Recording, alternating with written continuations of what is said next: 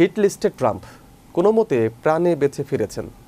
কি ঘটেছিল সেদিন সবকিছু যেন স্বাভাবিক ছিল। ততক্ষণে আন্তর্জাতিক সম্মেলনও শেষ, চলছিল দেশে ফেরার প্রস্তুতি। ঠিক তখনই ঘটে যায় অপ্রত্যাশিত এক ঘটনা। মুহূর্তেই বদলে যায় সমস্ত পরিকল্পনা। কেন হঠাৎ বিমান পরিবর্তন করলেন মার্কিন প্রেসিডেন্ট ট্রাম্প? বিস্তারিত থাকছে টেক্সট রিপোর্টে। সেদিন সবকিছুই যেন স্বাভাবিক ছিল।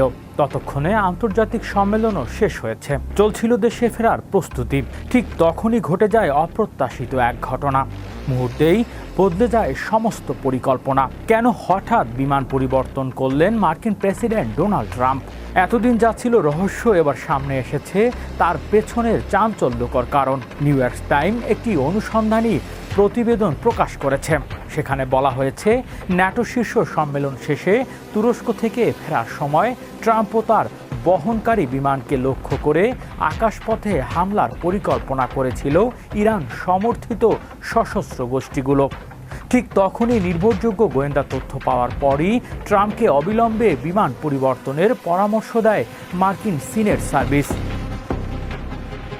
প্রতিবেদনে মার্কিন প্রশাসনের একাধিক কর্মকর্তার বরাতে জানানো হয়েছে, হামলার লক্ষ্য ছিল শুধু একটি নির্দিষ্ট বিমান নয়, বরং ট্রাম্প যে বিমানে থাকুক সেটিকেই আকাশে ধ্বংস করার পরিকল্পনা ছিল হামলাকারীদের। তুরস্কের আশকারায় ট্রাম্প গিয়েছিলেন কাতারের উপরে দেয়া বোয়িং 747 বিমানে।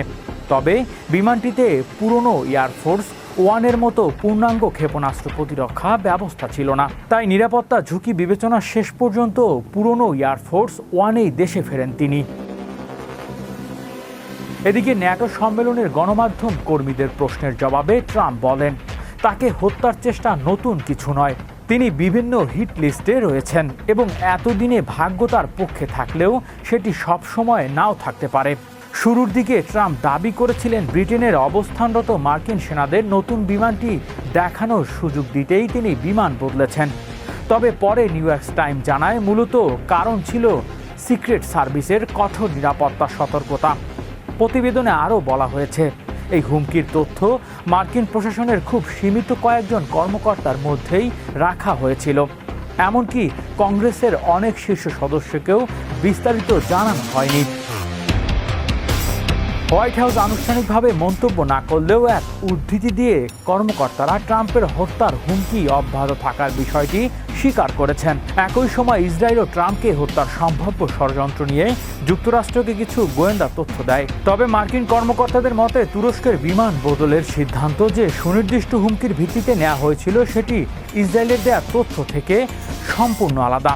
এদিকে কাতারের দেয়া নতুন বিমানটিতে এখনও সব ধরনের প্রতিরক্ষা প্রযুক্তি যুক্ত করা হয়নি বলেও নিজেই স্বীকার করেছে ট্রাম্প। মার্কিন গোয়েন্দাদের ধারণা, 2026 সালে ইরানি কমান্ডার কাশেম সোলাইমানি নিহত হওয়ার পর থেকেই ট্রাম্পকে লক্ষ্য করে প্রতিশোধকমূলক হামলার সুযোগ খুঁজছে ইরানের সংশ্লিষ্ট বিভিন্ন সশস্ত্র গোষ্ঠী। হৃদয় আশিস, বিশ্ব বাংলা 24 নিউজ ডেস্ক।